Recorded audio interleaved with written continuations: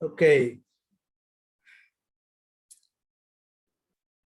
Assalamu alaikum and good afternoon to everyone present here today for the webinar on COVID-19 impact on retail supply chain. My name is Dr. Saad Hasan, and it is my absolute pleasure to welcome you all. We have among us a very, very special guest who is our key resource person and the speaker today. His name is Mohammed Zia Uddin, and he is the head of supply services, Reckitt Benckiser, Bangladesh and Sri Lanka cluster. And before joining Reckitt, Mr. Zia had a wealth of experience in supply chains. He has worked in multinational organizations, Holcim, Unilever, and organization as such. So I'm sure the students present here today and also I believe there are some faculty members will appreciate the time Mr. Zia is giving us here today. And without much ado, I'm sure we have a lot to listen from Mr. Zia, and I'm going to actually hand over the show to him. Let me make him the spotlight if I can.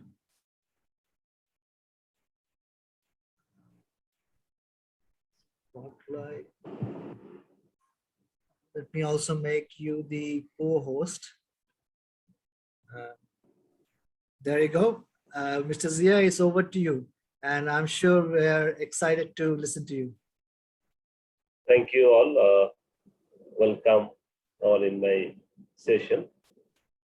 So my name is Zia Uddin. Already my introduction has been given by Dr. Saad. Thank you, Dr. Saad and others for inviting me to give me the opportunity to share my experience and how I manage the COVID-19 demand.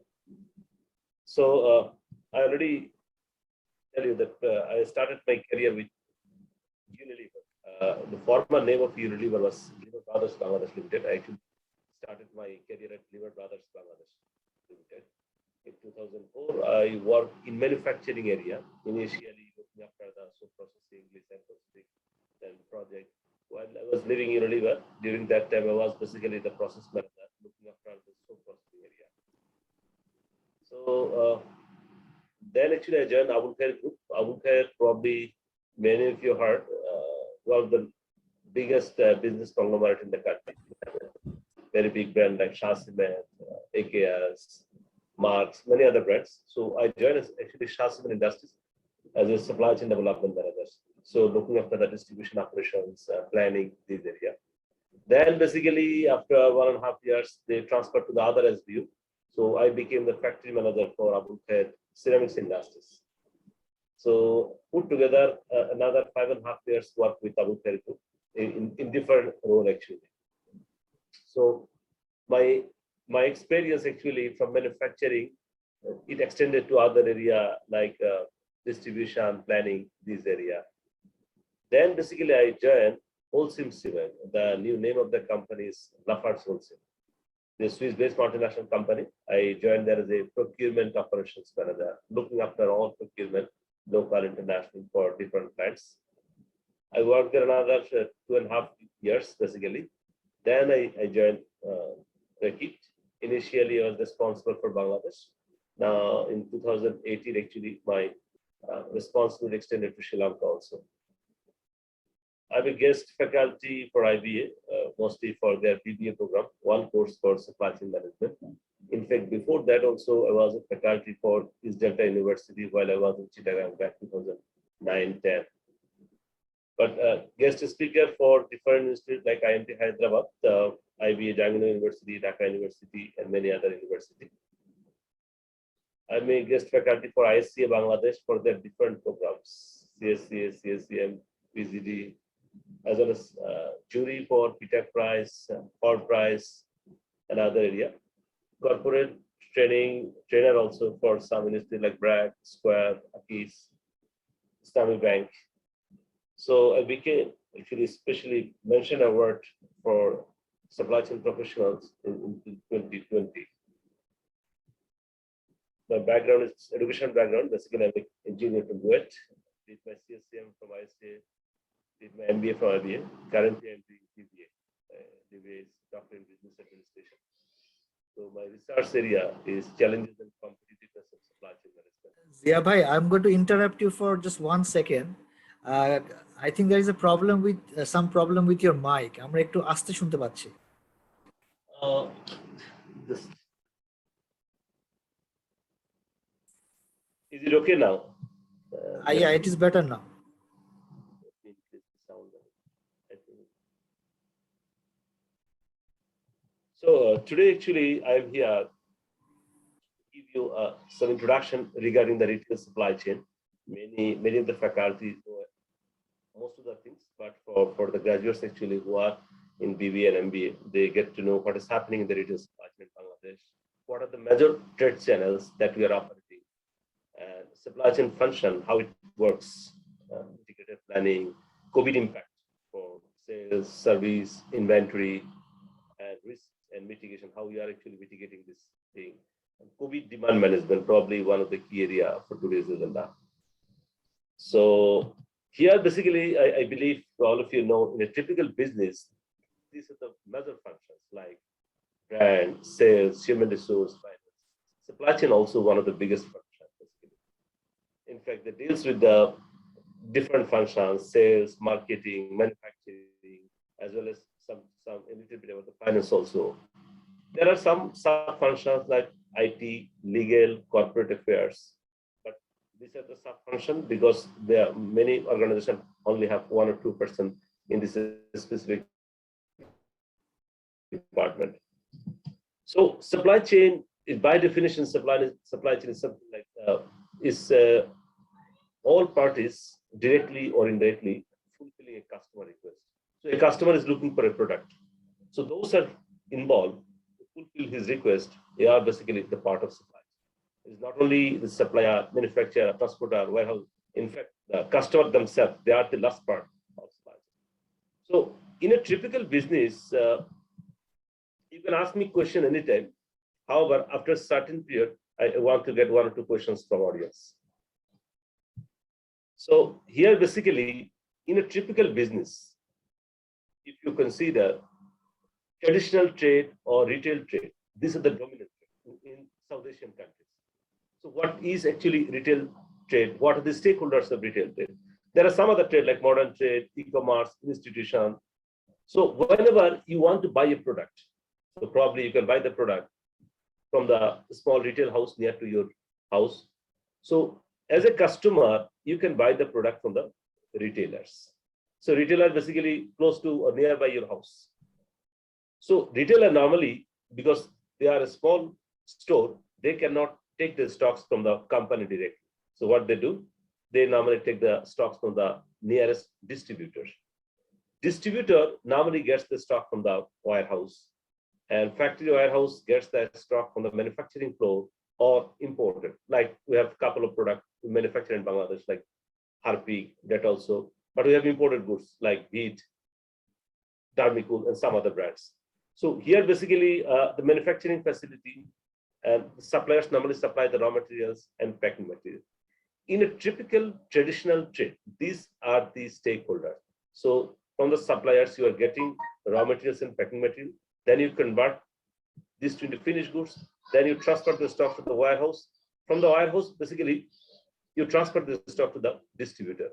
Distributor normally transfer or sell the stock to the retailer. As a customer, you can buy the stocks from the stores. So in Bangladesh, in fact, more than 90% product transferred through this channel. So what happened during the COVID period, many stores were closed. So in some cases, we are not in a situation to send the stock from the warehouse to the distributor. So some area probably locked down. So there are, due to this reason, distributor cannot transfer the stock to the retailer. And the demand also, in fact, for disinfectant category product, demand increases a lot.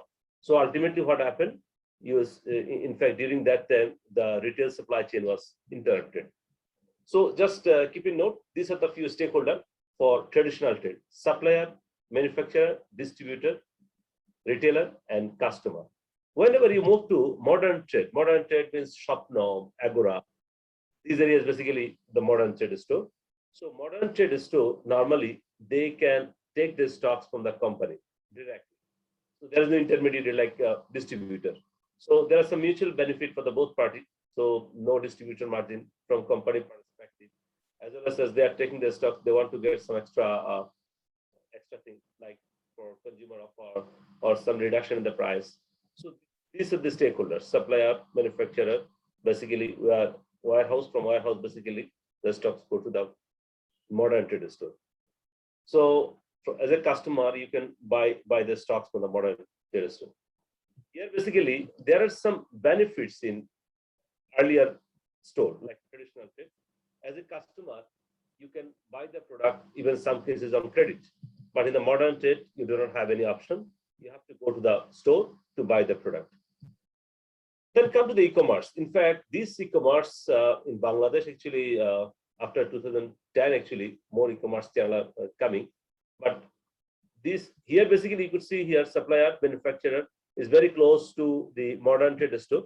But the warehouse, basically, people, as a customer, you are not visiting the warehouse.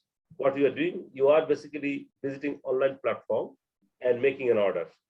So the goods transfer from e-commerce warehouse to your house. So a company like Unilever, they have their own e-shop or something like this. They introduce this thing. As a customer, you can order, but here basically you have to order more quantity so that they can directly transfer their stocks. So if you see the e-commerce channel here, it's very close to modern trade store, but e-commerce here basically everybody in virtual location. Though there's a physical location of the warehouses, company transport their stocks to the e-commerce store like Chandal, Taras, they are the few. Then basically as a customer, you can order this and you will get the stocks. Here basically during the COVID period, people normally are not in a situation to go outside. So the e-commerce business grew a lot during this COVID period. There are a lot of issues now going on in the e-commerce area. So one of the big concerns for the e-commerce area, probably the return policy. So if you receive the stocks are not in a good situation or good condition, how you return the stocks? Again, the other issue, basically you already paid, but you are not getting the product on time. So these are the few issues happening in Bangladesh. Hopefully the situation, in fact, many people are working on it to improve the extra packaging for e-commerce goods. For payment and other things, I think government is taking some policy. So then come to the institution. Say if you want to buy something from an product for a whole year, probably you can buy from the institute as you are an institute. Customer, you are also consumer also, so you can take the stocks the institutional order. Here also same stakeholder, supplier, manufacturer, warehouse, institutional DP, and the institutional customer. So sometimes basically multinational company, they do not have the luxury to open one institutional customer. What they do, there is the institutional DB like Sindabad.com or some other DB in Paragon or big store they have, who has basically the flexibility to give credit to the customer. So institutional DB or company can directly transfer the stocks to the institutional customer. So these are the 4 trade channels in Bangladesh. So just for your, one is basically for retail chain, then basically modern trade, then e-commerce, then institutional trade. If you could see the South Asia perspective, what is the trade contribution? Bangladesh, if you could see that the traditional trade or retail trade, probably the highest in South Asia, Bangladesh, India, Sri Lanka. Bangladesh contributes approximately 94% in traditional trade. Again, if you see the modern trade, this is basically urban-based market. In fact, Bangladesh only 30 or 35% urban people. So here, basically, Bangladesh, the contribution is very low, only 3%. For institutional, still very limited.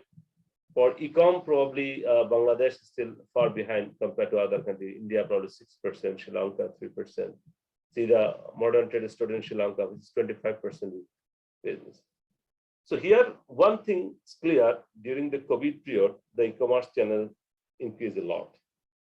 Again, now actually the demand rationalization is going on. So again, we are returning back to our original demand. So in some cases, due to some issues in e-commerce, again, we are returning back to our original trend.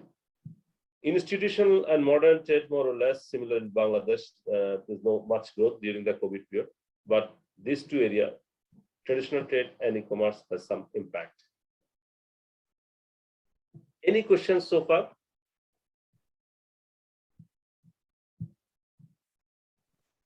I would appreciate if you ask some questions, because at the later end, probably there are so many slides, probably you'll forget all the things. I can read out a question, Zia bhai, from a student from Talha, if I may. He has asked, in the beginning of pandemic, there was a huge demand of hygiene products, but there wasn't any sufficient supply in the market. How did you deal with the situation? But I don't think that is very much related to what you have said at this moment. Yeah, I will cover these things. We'll cover this thing in the later, yes. Yeah, I will cover this thing in the later. One thing is the demand plan is basically based on 10%, 15% more than our regular demand.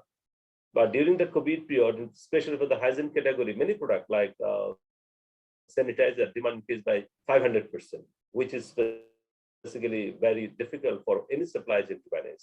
However, we increased the supply continuity. We did many things. We'll share this in the later part. Any other question?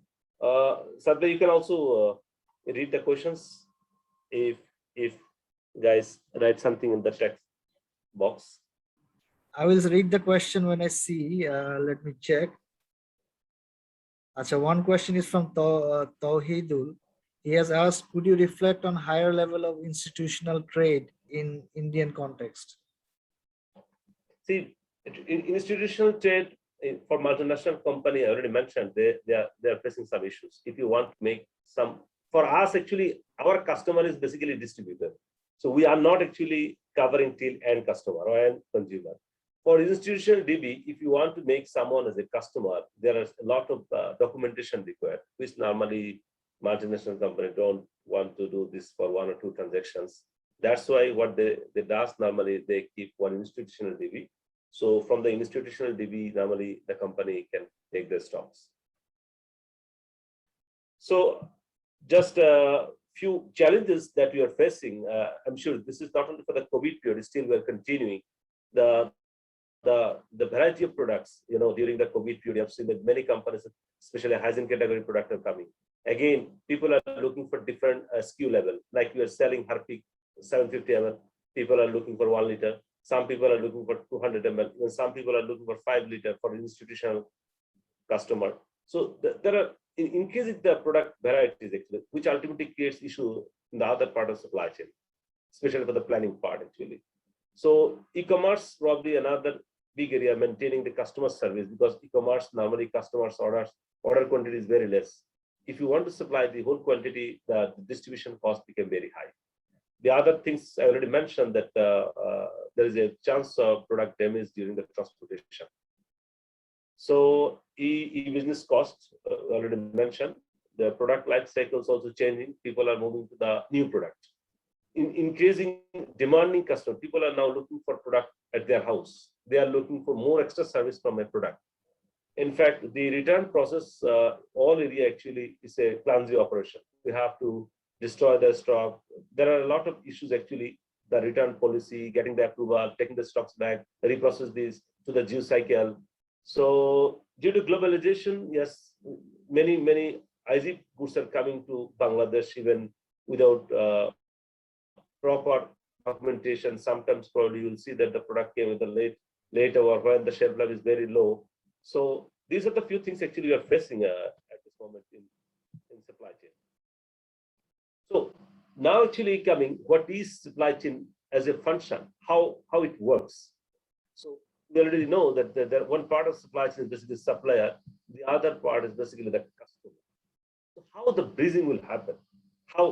Which function actually control the process? Take the suppliers, raw materials, packing material, converting, make these finished goods, convert these, then basically keep in the warehouse, delivery, then ultimately it goes to the customer. So there are 4 major functions in supply chain normally works: plan, source, make, deliver. Any retail chain, if you consider, these are the 4 functions. So in some cases, probably make functions is not available in Bangladesh. I'm sure many of you know P&G, Procter & Gamble, a famous FMCG company. they do not have manufacturing facility in Bangladesh. So for them, if you want to understand regarding their supply chain in Bangladesh, they do not have a make function. So they plan and source the material, in fact, in most of the case, finished goods from abroad, and then they basically sell their stocks. So it's not like that all the functions you should have. If you are basically like BRAC, they are basically taking the goods only for their own consumption. So no make, no delivery section. So this is the typical 4 functions of supply chain. How it works. Normally planning has 2 parts. One is basically demand planning. The other part is supply planning. Demand planning normally works with the customer development manager or channel partners, as well as the brand development people. What they do, normally they estimate the demands for future months. So they normally do not consider what could be the constant, whether the stocks will be available or not. They are not considering what could be the raw materials position and other things. They are basically unconstant. When this demand came to the supply planning team, they check the raw materials availability, as well as the packing condition, imported IZ, everything they normally check, and they normally offer what could be the feasible planning, what could be the constant and maximum output from a specific period. So the difference between the demand and supply, probably during the COVID period, demand was say 10x, but supply, as per the consideration, all the factors, because during that time, the port operation was also interrupted, banking are also limited. So many actually external factors, they restrict our import operations also. So ultimately, the supply planning team could support, say, 2x max. So instead of the current demand, they can supply maximum 100% more than the current demand. But the demand, if you see the demand during that period, many products actually, it comes to 400, 500%. So these are the activities of planning. Then basically come to the sourcing. Sourcing, basically, they normally deals with the supplier. They make the procurement activities. Then basically material orders, material management, how many cycles they will take, how they will take, whether they will take with the full truck or small trucks. Then came to the manufacturing. Manufacturing has 2 parts. One is basically processing. The other one is basically packing. Processing means just converting the raw materials into finished goods. Packing means is basically is for making a form by which a customer can pick their stock. Like if you want to sell the drinking water, so drinking water itself is a product. The processing team normally does only with the drinking water. But as a customer, when you want to buy the product, you need a proper packaging. So packing is basically other part. The other is basically delivery. Delivery section normally customer service, dealing with the orders, taking the orders from the distributor, then distribution management. We'll see a little bit about the demand planning. Demand planning team, in fact, they have historical data. They can see what are the sales in the last year, last to last year, what are the trend of the product, whether you are planning for any event, whenever you are making a consumer promotion or price job, ultimately the demand could increase. So they are considering this thing. There are a lot of products, there are seasonality impact, like during the winter product. So based on all this consideration, they make an operational forecast. In fact, they also check the industry trend, competitor activities, whether competitor is doing something extra. If competitor is doing extra, there is a high probability that your demand could be decrease. So accordingly, they plan actually what should we do. So normally they get to know many information from the market, and accordingly they make a best estimation for next 3, 4, 5, 6 months. Well, it comes to the supply planning team, they will check the material status, check the production facility, distribution requirement, whether they have the sufficient raw materials, packing material, distribution, logistics, everything they will check, and they make basically the constant plan. What could be the maximum quantity they can supply.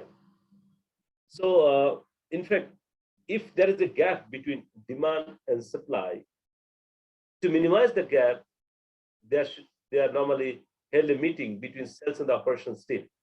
So this meeting is known as SNOP meeting. If you work In any FMCG industry, you will see this meeting, SNOP meeting. What happened? If demand is equal to supply, then actually very less limited discussion. If the demand is more than supply, the fastest is you can cut down the inventory to supply the stock. If you have a sufficient capacity, you can increase capacity by extra hour running, Friday working, and many other activities you can do to increase the supply. So even with this supply, also the demand is more like the COVID period, then probably you can reduce some demand, or the maximum possible demand you can offer to the sales team actually. So the other functions, normally they work with basically sourcing. They select a supplier, then they negotiate with the supplier for procurement process, make a relationship with the supplier, then basically how they will take the stocks. So from the supplier end, we are taking raw materials, we are taking packing material. So inbound logistics, when we will take, probably in our factory, we do not have a space to keep 1 month's equivalent of inventory. So what we will do, every week we are taking the stocks.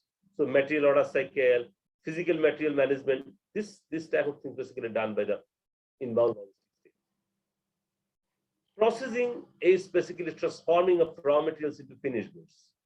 If you could see here, taking the raw materials, conversion, then basically buffering. Packing, yes, packing is basically primary, secondary, tertiary, or repacking. Primary packing indicates adjacent to the product, where the product touches. This is known as primary packaging. So secondary packaging, you will see that upon this there is a packet.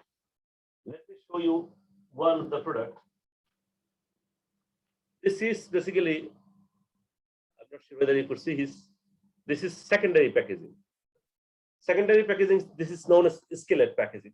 Tertiary packaging, when this product want to keep in a outer, or you can, where basically 144 pieces product kept here, this known as tertiary packaging.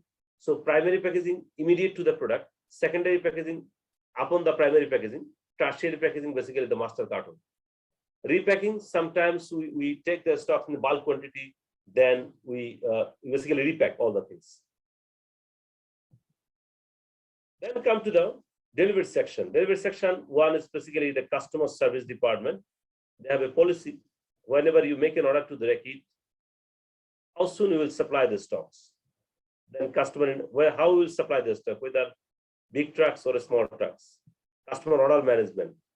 Then physically, how you will move the stocks, whether you will use truck or bars or any other vehicle, as well as the warehouse management and activities is known as distribution. So these are the 4 functions of supply chain. If you have any questions, probably you can take 1 or 2 questions to understand your understanding regarding the supply chain process. I will encourage to get more questions.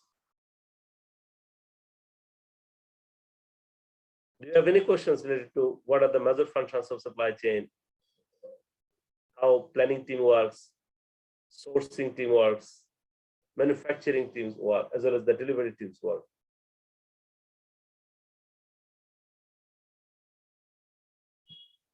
Can I move? Yes. Okay, great. Here, basically, what are the impact, COVID-19 impact? So one thing probably you heard that the customer are shifting from, they're changing the retail chain to e-commerce channel. In fact, business operations are changing. Now we are working from home. In fact, it's nearly impossible earlier days to rethink that people can work from home for so long time.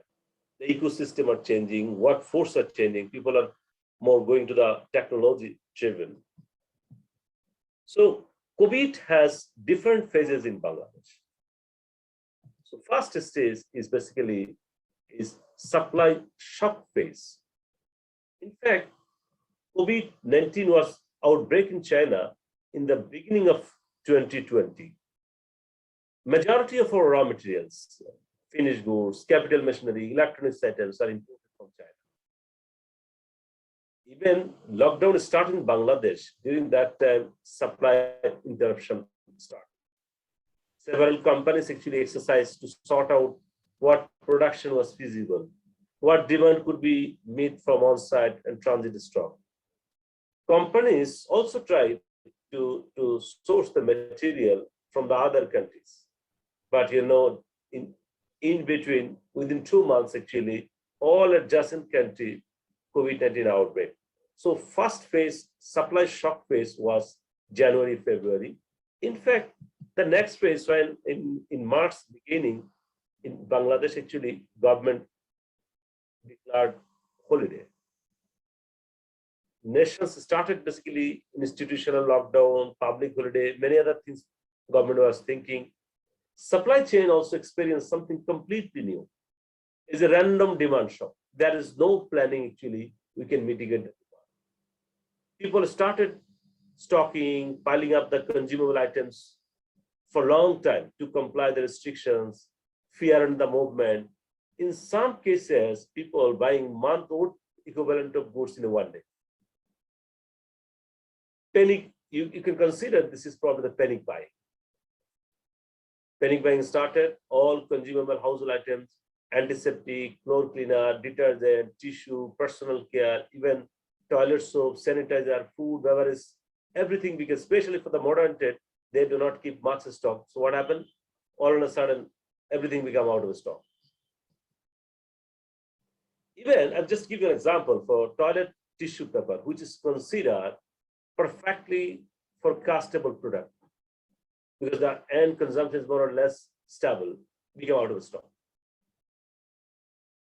There was a fear whether food supply chain would be able to respond to this unprecedented or massive spike in demand.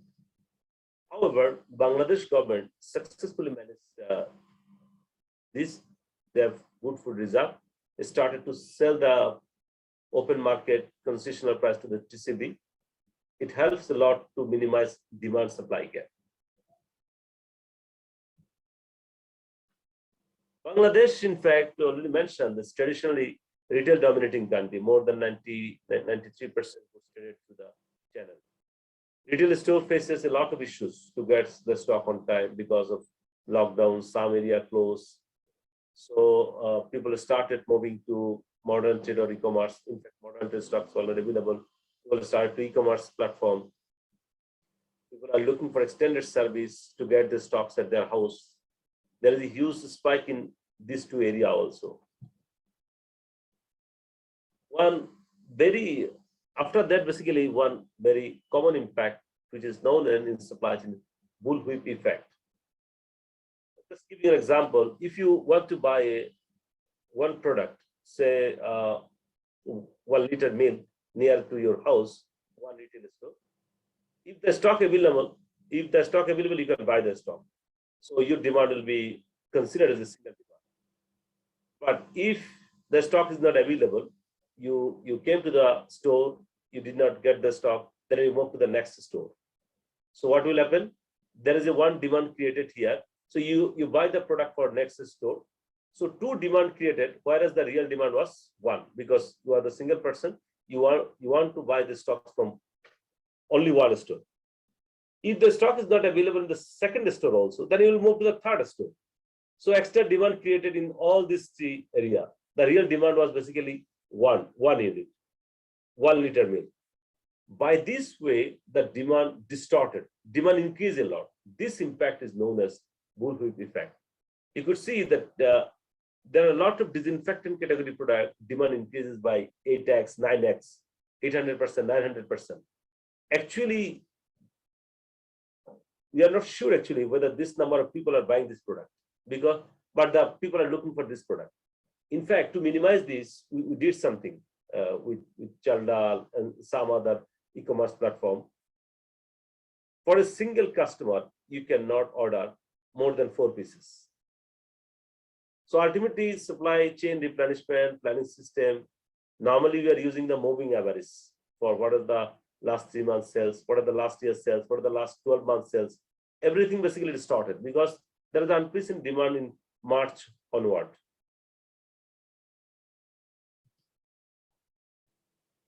There are issues for the export market also. In fact, the Bangladesh, probably one of the most famous for RMG exporting. So the buyers can sell orders 3.18 billion within 2-3 months actually.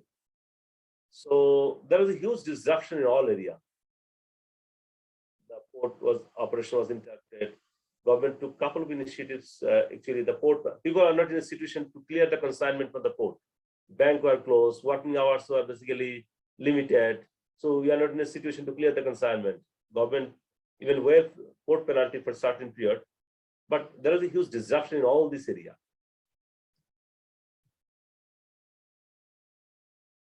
Just to give you this, not the South Asia perspective, if you see Bangladesh, two company, initially Bangladesh 14 days lockdown, in fact, which extended to 53 days general holiday with movement restrictions sort of things.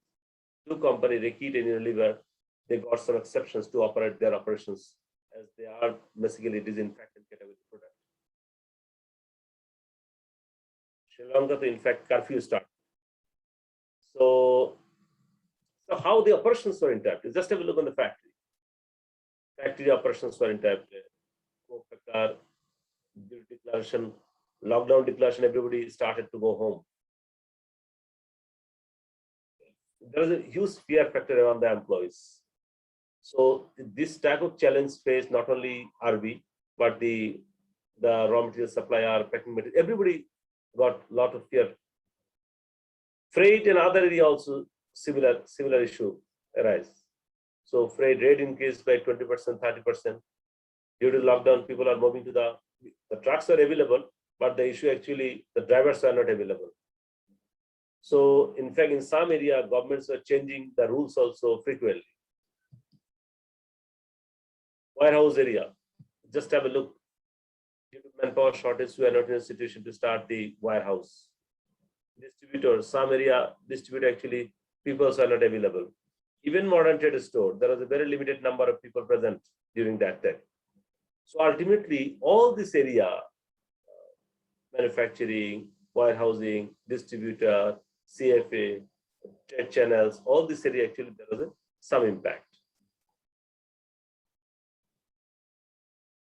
Again, after 2 to 3 months, actually, we started how to restart all the process, all the warehouse in South Asia. So we're thinking to make isolation, loading vehicle sanitization, employee vehicle sanitization, in fact, social distancing amongst the employee in canteen, public facility, daily facility sanitization, temperature scanning. So many initiatives we took because we are actually trying to ensure safety of our people.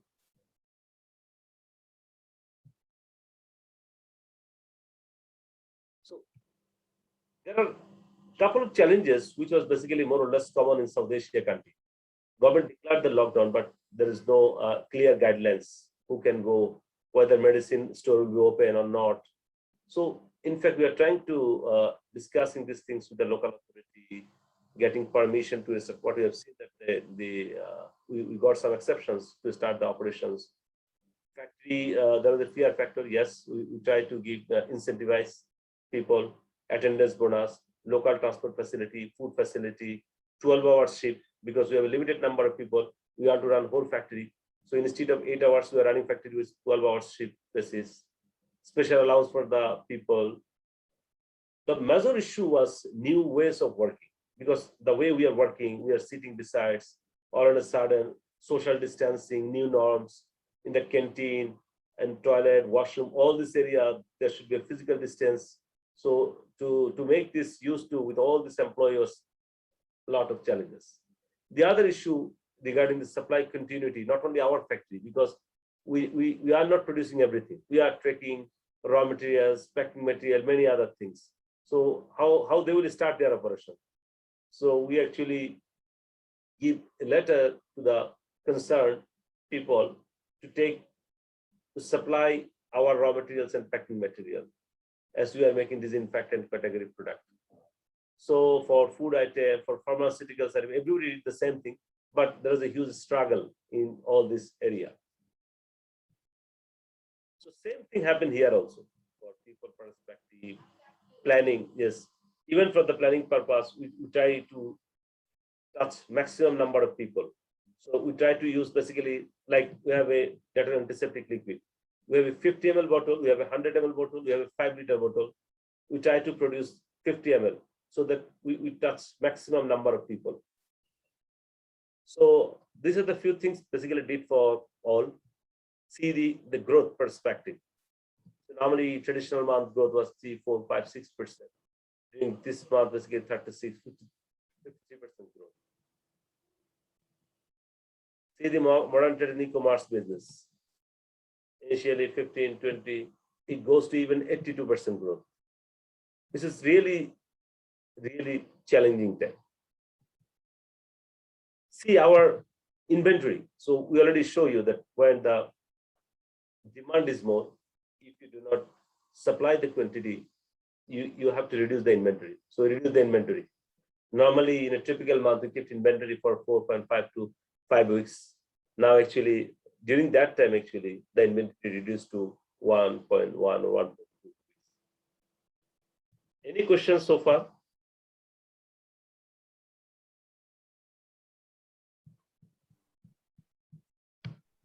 Any questions?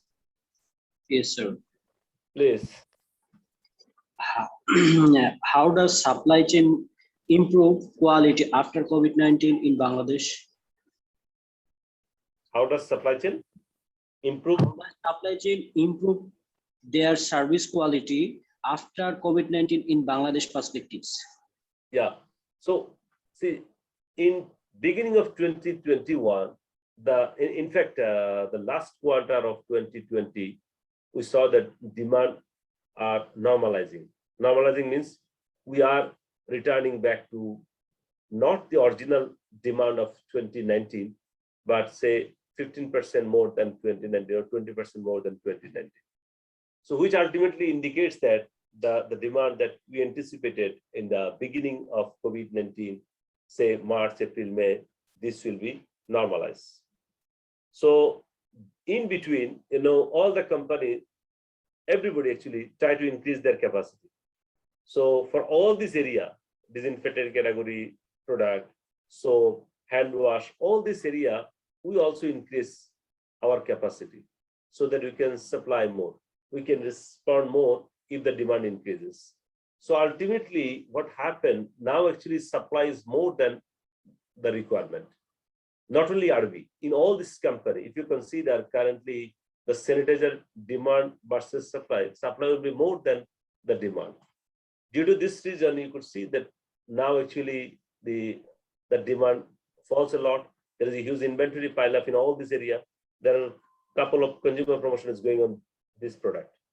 So ultimately, what's happening is the service perspective has been improved a lot. Thank you, sir. Any other question? I can ask a question on behalf of the student. I mean, maybe should I ask it later, or do you want to answer? No. You can now. No, it's better to. All right. So there is a question. I think this is more related to the current e-commerce, situation. So the question is from Mushfiq. He has asked: suppose a third-party dealer, he named a brand, offering promotional offer on an independent company product, and because of huge demand, the third-party dealer is failing to supply that company's product to consumers. Does it affect the company's reputation or brand value?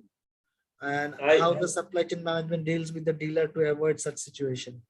I already mentioned these things. Or as a company perspective, retail-based company perspective, company actually sells the product till distributors, which is known as primary sales. I'm sure this is very common, Unilever, Reckitt, and other companies. So everybody actually distributor-based product they are selling. So till distributor basically they are monitoring the distributor sellings also, how they are selling and other things. So if a distributor committed, though we are mentioning that this is the MRP, for company perspective, it is very difficult to monitor distributor.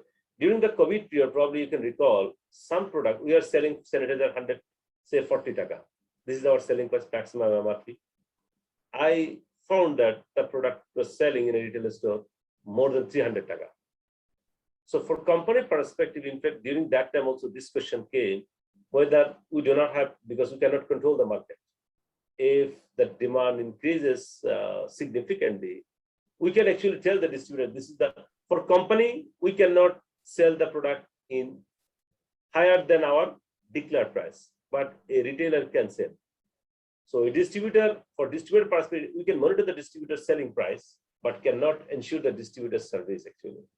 So what we do, normally we have a secondary sales monitoring device. So by which basically we can track how much he is selling, whether he is storing the product. But if he make any commitment to the respective individual retailer or a customer, we are not, as a company, are not actually responsible. I'm sure many distributor has actually operating with many companies, same distributor dealing with multiple companies. So for the company perspective, I think it is not an issue. Thank you. There is another question which is from Tania. This is, I think in general, she wants to know your opinion. How well e-commerce companies in Bangladesh are managing their supply chain?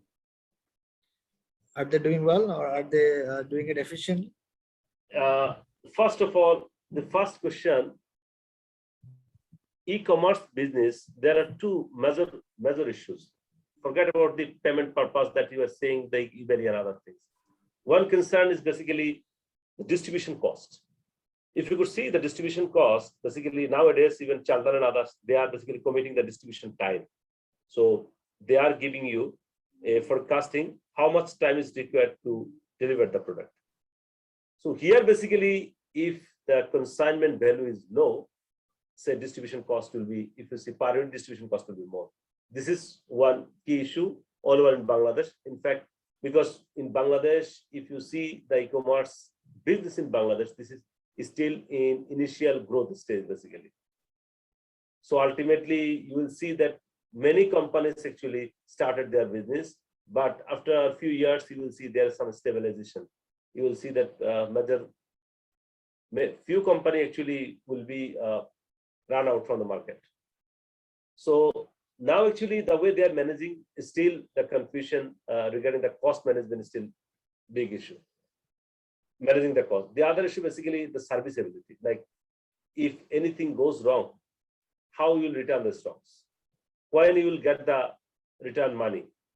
So return process has become another concern. Though this is an urban-based market still, because e-commerce is not dealing with rural area, it's still there in the urban base. But you know how you return the stocks, because everybody in the virtual location. If you probably most of us do not know where the store location of any e-commerce like Chaldan. So this is a big concern, but you know still the challenges are going on. Hopefully in future, because for e-commerce, many companies are thinking for special packaging. Like in China, Reckitt business, we have a very I think 35% through e-commerce channel. So there are a couple of initiatives because they're a big market. Big market, they can take a lot of initiative. But here in Bangladesh, our market is very small. If you compare retail versus e-commerce. In Bangladesh, just for your reference, approximately 2.2 million retail stores are available. So it's very difficult actually to take their share.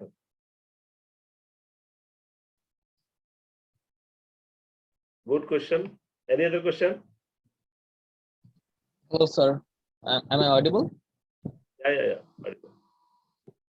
Sir, myself Tanjit.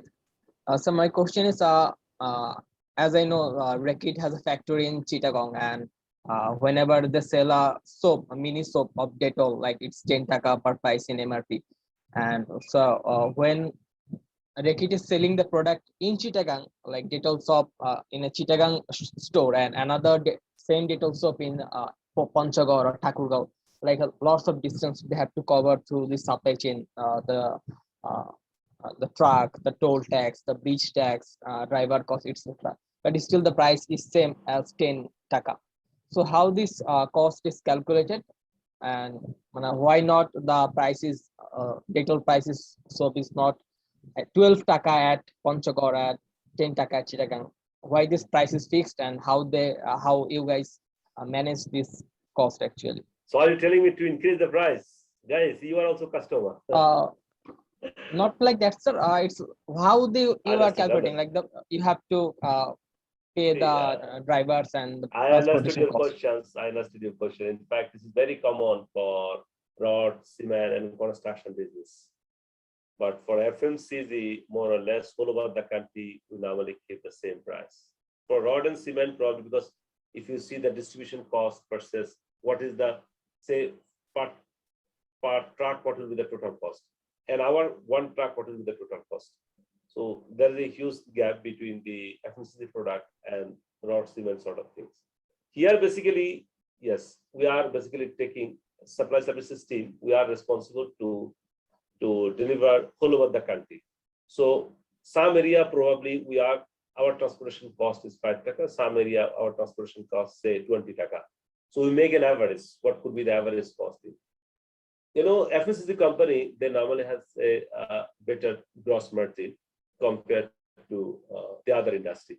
So they can absorb this cost.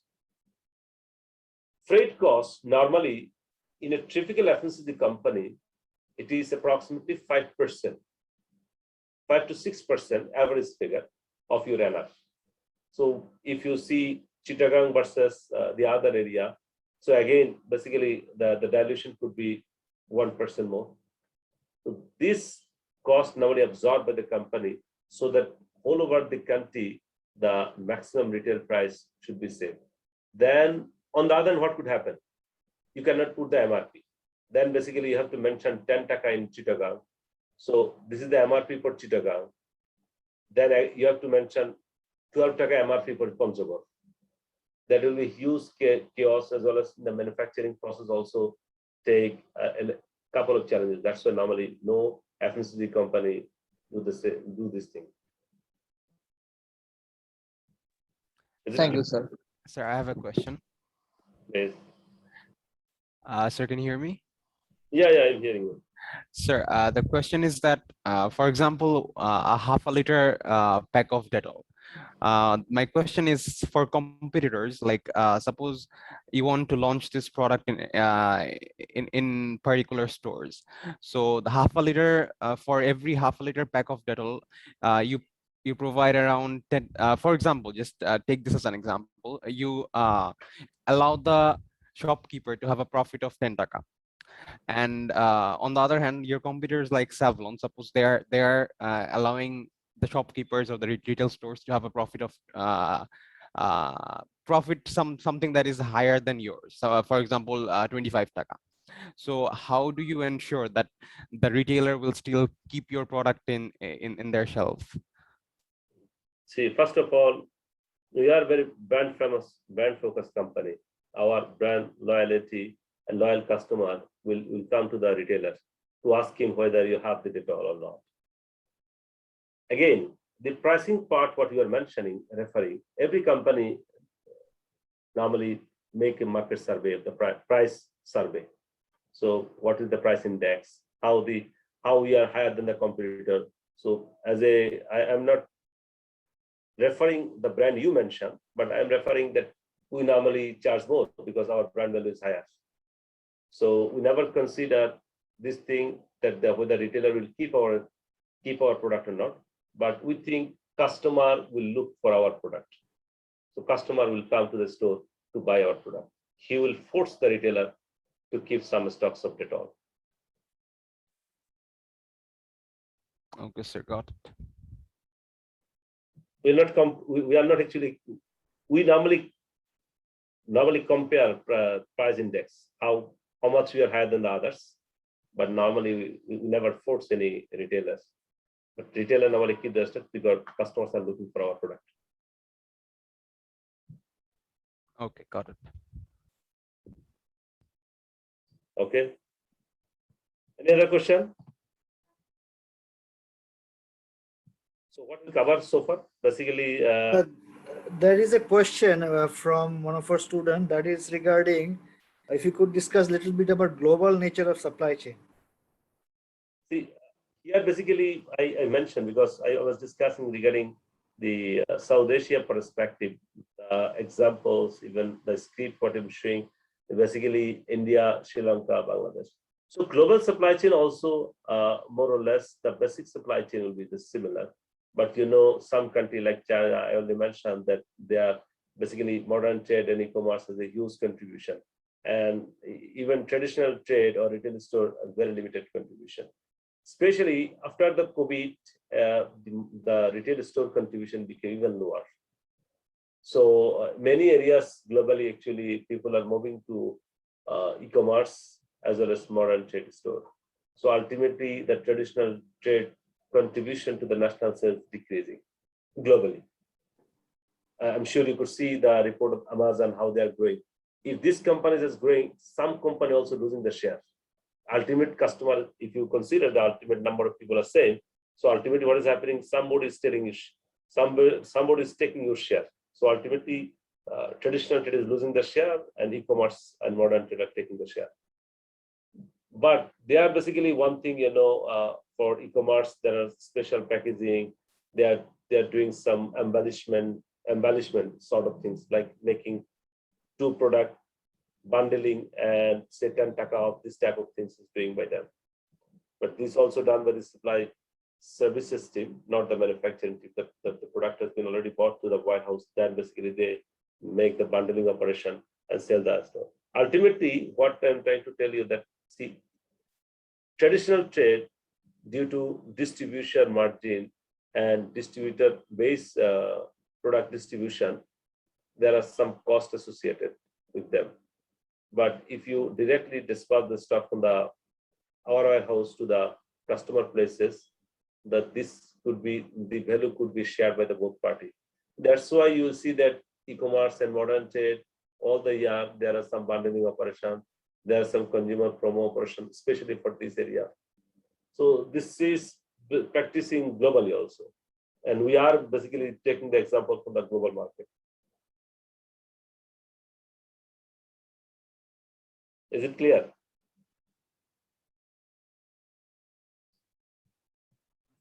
Yes, sir.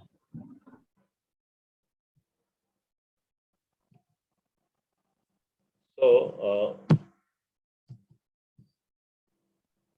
next question, basically, how you are moving to new normal situation. In fact, we are already moving to normal situation. New normals basically in the last June, July, when basically production supply increased a lot as to cover the demand. So supply chain planners actually facing a lot of issue managing the inventory. So how will manage it? You have to, because the inventory, the space, warehouse space also limited. So we saw that the demand reaches in new steady state, which is basically lower than the previous demand. So ultimately, we are decreasing our pipeline stocks. So these are the few things still we are observing, but the global pandemic is still continuing. The global logistics part is still interrupted. That's why you could see that the logistics cost increases a lot globally. In fact, many countries is still the lockdown, sometimes lockdown continuing, like Sri Lanka, still curfew is going on.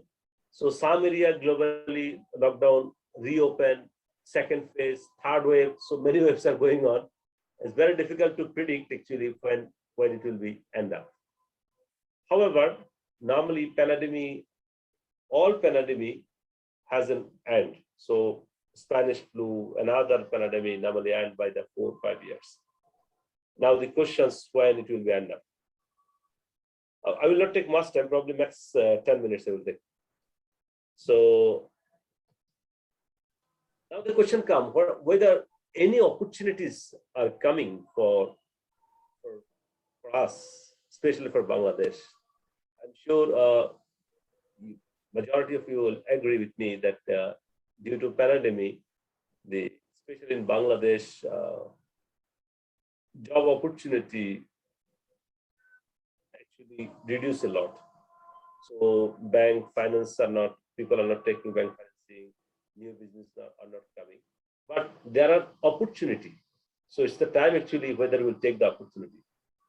Globally, global companies now are looking to relocate their production hub or sourcing hub from one country, China, to other country. Already I saw that the Japan, in fact, other two countries, probably Germany, they have already took the initiative. They are incentivizing the people who are relocating their factories from China to other country. So why not Bangladesh is a good choice for them? So what I'm trying to tell you that as per BCP, business continuity plan, people are now trying to make their sourcing hub in different countries instead of one country. So Bangladesh could be a good choice for many of them. In fact, this is the time for us actually to step up and to grab this opportunity. I'm sure all of you will agree that Bangladesh is a famous manufacturer of garments. So the demand of PPEs will increase even next year also, because people are used to use the PPE. So we can convert our facility to medical grade PPE. Some already started to make world-class medical grade PPE. In fact, exported to some other countries also, like Vaccine Co. Even Megatronics, famous medical equipment supplier, they are trying to develop joint venture with Worldcom to manufacture ventilators sort of things, which is extensively used for coronavirus when the patient becomes serious during that time is used. Can be exported. Pharmaceuticals company, in fact, Remdesivir, which is exclusively used during this COVID period. So they can think to produce this in Bangladesh. In fact, many companies started hygiene category. So sanitizer, hand wash, disinfectant category plants in Bangladesh. So Bangladesh, for socio-economy and geopolitics globally, Bangladesh could be good choice for many of them. So if right time we can start, government take the proper initiative to encourage, to incentivize the companies to create this opportunity, then I think it could be we have from our perspective for Bangladesh, many factories can start their operation globally also. So I think it is the time actually for our government to incentivize, to encourage our people to rethink in this arena. So after the COVID, the skills requirement to start career also changes. Before COVID, very few people used to work from home strategy or adherence to different technological equipments. But now actually it has become part and parcel of everybody's life. We are not sure. Many companies even rethinking to on-site and off-site job opportunity also. So if possible, especially for the person who are for supply chain, basically many works, especially with the planning works, we can even do from the work. Not only the COVID period, even after the COVID also we can do, because we do not need to see everything physically. You can see everything from the systems. There are SAP, there are JD, you can download the data, analyze all the things. So there is no need to come physically to meet someone. So this type of things basically drastically will change. The graduates who are coming, especially in the next 6 or 1 year, you will see that a couple of changes or skill requirements are changing to start the career. So multinational companies also, in fact, in Bangladesh, I could see that disinfectant category, many investment happen in Bangladesh. So at this moment, they are not recruiting. Everybody is basically watching what is happening. So in future, probably they could explore actually new opportunity. Okay. Do you have any questions related to? Thank you very much, Zia Bhai. That was very, very interesting and informative. And I'm sure our students enjoyed that.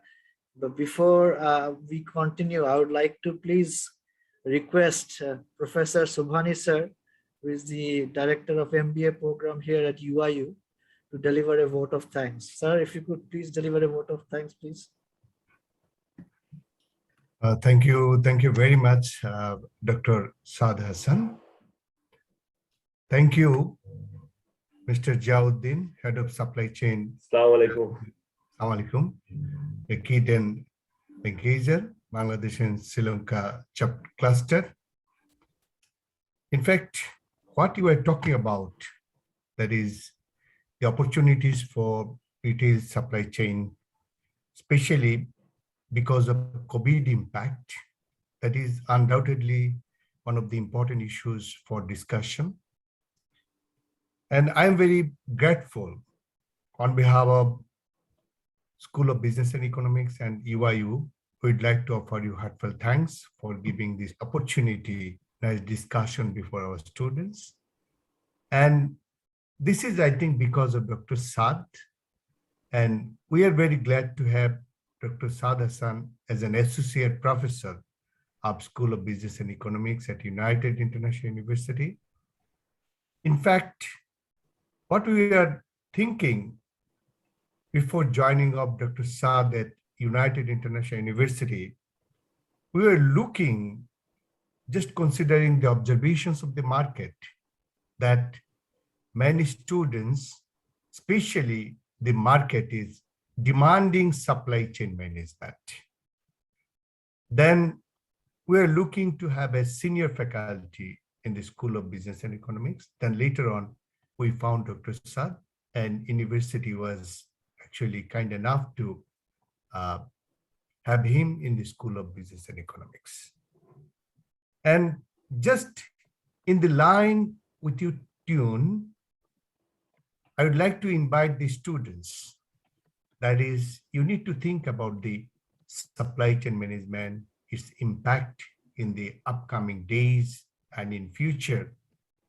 Especially, you need to know two things.